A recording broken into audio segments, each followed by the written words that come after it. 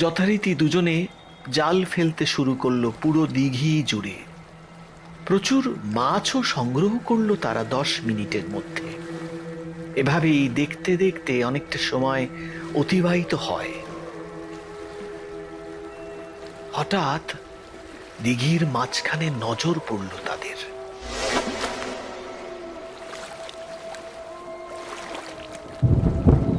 গদাই, আর নয়, আজকের মতো এইখানেই থাক। 1 বস্তা মাছ ধরা হয়ে গেছে, মনে হচ্ছে কোনো বিপদ আসতে চলেছে।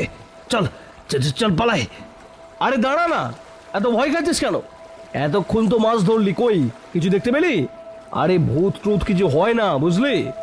আর 1 বস্তা মাছ ধরে তবেই বাড়ি ফিরবো, ঠিক আছে? চুপচাপ বস এখানে, হয়ে গেছে দাঁড়া। না না ভাই, আমার আর ভালো লাগছে না। তুই তাহলে ধর, আমি ওই গাছের কাছে গিয়ে দাঁড়াচ্ছি। অবস্থা বেগতিক দেখে নরেন তাড়াতাড়ি সেখান থেকে সরে পড়ে।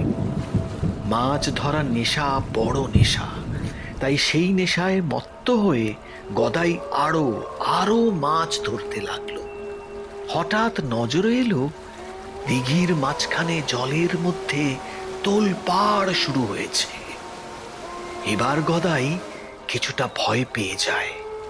সে সেখান থেকে পালাতে যাবে, ঠিক তখনই জল থেকে বুদবুদ করে একটা অদ্ভুত রকমের প্রাণী উঠে এলো।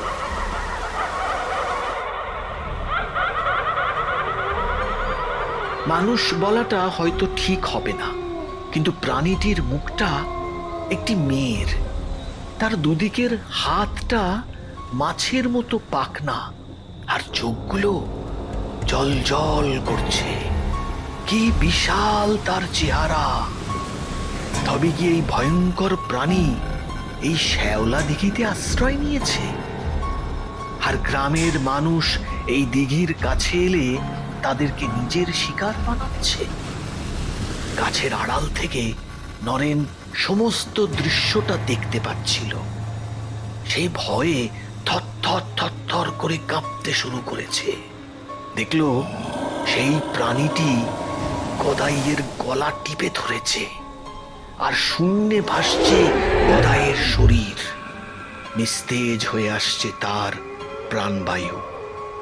কিছুক্ষণের মধ্যেই শান্ত হয়ে গেল গদাই, আর তারপরেই তাকে নিয়ে সেই শ্যাওলা দিঘিতে ডুবে গেল সেই প্রাণীটি।